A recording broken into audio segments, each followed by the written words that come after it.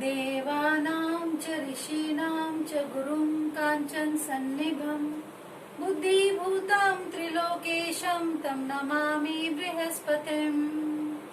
ओम ह्रीं बृहस्पते नमः। ओम ह्रीं बृहस्पते नमः। ओम ह्रीं बृहस्पते नमः। हेलो फ्रेंड्स, आप समझ ही गए होंगे कि आज मैं किस ग्रह पे वीडियो बना रही हूँ। तो आज जिस ग्रह के बारे में मैं आपको इन्फॉर्मेशन दूंगी वो है बृहस्पति देव। बृहस्पति देव हमारी कुंडली में बहुत ही इंपॉर्टेंट रोल प्ले करते हैं। बृहस्पति अच्छा है या बुरा, ये जानने के लिए कुंडली तो बहुत अच्छा एक जरिया है ही। उससे तो हम बहुत आसानी से पता लगा सकते हैं किसी भी ज्योतिषी के पास जाके कि हमारा कुंडली में बृहस्पति अच्छे हैं या नहीं। लेकिन आपको भी आइडिया लग सकता है अपने, जैसे मैं आपको बताती हूँ किन तरीकों से आप ये पता लगा सकते हैं कि आपकी कुंडली में बृहस्पति अच्छा है या नहीं। तो आज मैं आपको बृहस्पति के बारे में बताऊंगी। बृहस्पति ग्रह से जो प्रभावित लोग होते हैं वो थोड़े से हेल्दी होते हैं, उनकी डबल चिन्ह होती है। जिनकी कुंडली में बृहस्पति अच्छे होते हैं उनके बारे में बता रही हूँ, थोड़े से हेल्दी होते हैं और वो बृहस्पति प्रभावित लोग होते हैं। मैंने ये भी पाया है कि जिन लोगों का बृहस्पति अगर अस्त होता है, खराब होता है, मकर राशि में होता है, तो आप कैसे पता लगाएंगे कि आपका बृहस्पति खराब है। देखिए, बृहस्पति बहुत ही कारक होता है। जिनकी कुंडलियों में उनको कभी भी धन संपन्नता के बारे में कमी नहीं आएगी।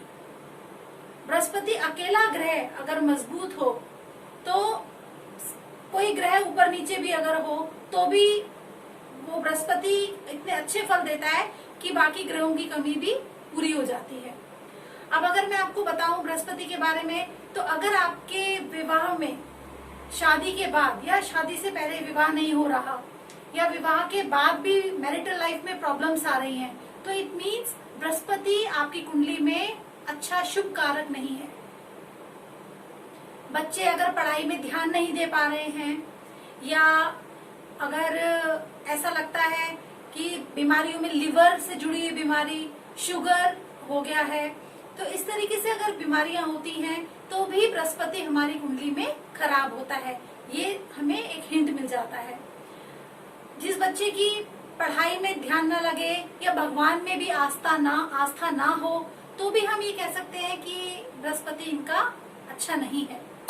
अगर बृहस्पति 7th हाउस में मकर राशि में होता है तो बहुत देर हो जाती है विवाह में, विवाह काफी देरी से होता है।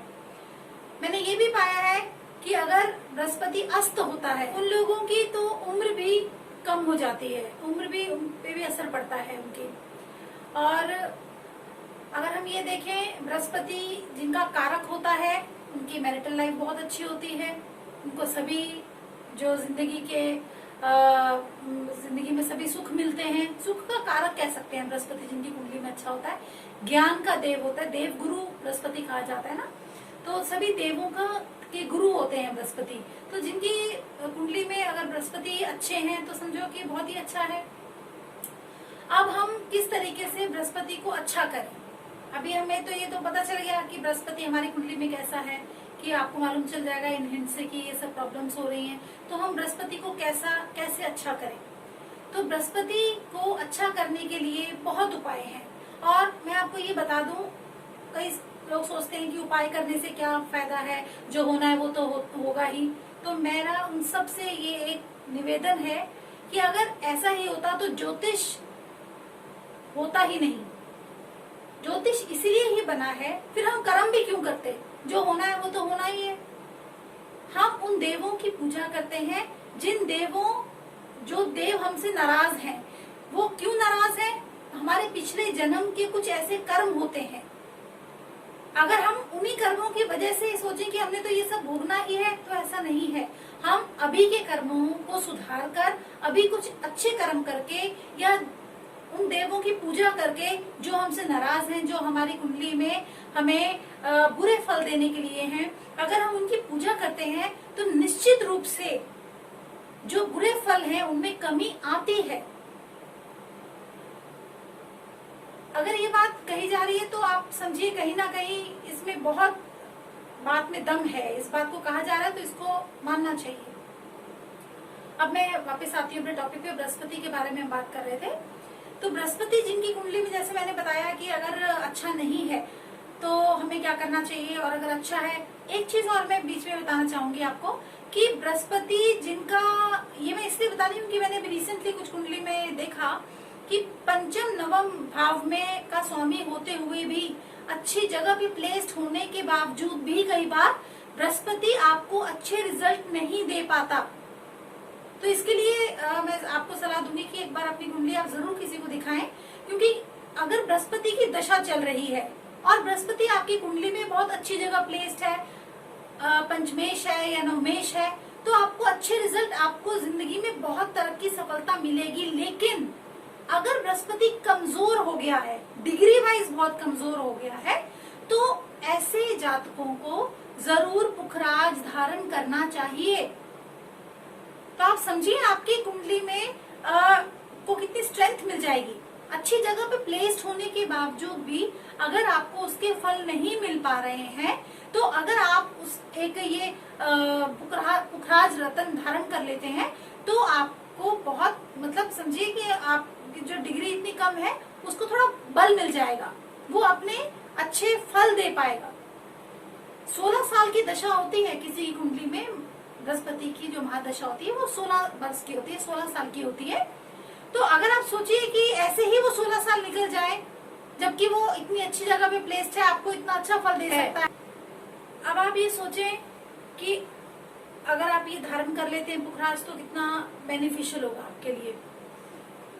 जिनकी कुंडली में अगर बृहस्पति 6, 8, 12 में है, 6th हाउस, 8th हाउस से 12th हाउस में, उन्हें पुखराज भूल कर भी धारण नहीं करना चाहिए। तो किसी के कहने पे बिना अपनी कुंडली दिखाए, बर्थ चार्ट दिखाए, आप कोई भी रत्न धारण मत करिए, ये मेरी सलाह है आपको। और अगर जैसे मैंने भी आपको बताया बहुत अच्छी जगह पे प्लेस्ड होता है बृहस्पति, तो 16 साल की दशा में आपको बहुत ऊंचाइयों तक ले जाता है। वहीं 6, 8, 12 में होता है तो वो आपके लिए अच्छा नहीं है। तो उस केस में जब 6, 8, 12 में वो नुकसान दे रहा हो तो आपको पीली चीजों का दान करना चाहिए। अब अगर मैं वापस आती हूँ अपनी उसी बात पे कि मैरिटल लाइफ में अगर प्रॉब्लम्स आ रही हैं, बृहस्पति अच्छा नहीं है, आपकी मैरिटल लाइफ में प्रॉब्लम्स आ रही है, तो आप ये मान के रखिए बृहस्पति कहीं ना कहीं आपकी कुंडली में ठीक प्लेस्ड नहीं है, अच्छा नहीं है। तो एक बहुत रामबाण उपाय है जो मैं अब आपको बताऊंगी। बृहस्पति वाले दिन सुबह केले के पेड़ पे हल्दी वाला जल चढ़ाएं, धूप दिया करें और चने की दाल का भी भोग लगाएं। ये एक इतना अच्छा उपाय है कि अगर आप इसको करना स्टार्ट कर दें, हर बृहस्पतिवार को सुबह केले के पेड़ की आप पूजा करें, तो आपका ये जो कहीं ना कहीं बृहस्पति आपको अगर बुरे फल दे रहा है तो इसमें बहुत लाभ मिलेगा आपको। और अगर आपकी बृहस्पति की महादशा चल रही है तो उसमें तो ये बहुत ही आपके लिए जो मैंने बताया उपयोगी होगा। हस्बैंड वाइफ दोनों को ही अगर बहुत गुस्सा आता है, दोनों ही बहुत गुस्सैल हैं, दोनों को ही बहुत गुस्सा आता है, तो रविवार वाले दिन बहते पानी में गुड़ को प्रवाहित करें। हस्बैंड अपने कानों में सोने की तार या सोने की बाली पहने और जो वाइफ है वो अपनी नाक छिदवाएं, उसमें सोने की लौंग पहने। ये मैं बृहस्पति को अच्छा करने के उपाय बता रही हूँ जिनकी मैरिटल लाइफ में प्रॉब्लम्स हैं। एक तो मैंने आपको बताया कि दोनों को ही केले के पेड़ की जड़ में, केले के पेड़ पे जल चढ़ाना है, कैसे वो मैं बता दिया अभी आपको। एक ये उपाय बताया है मैंने आपको कि इस तरीके से रविवार को दोनों को गुस्सा आता है अगर उस केस में है।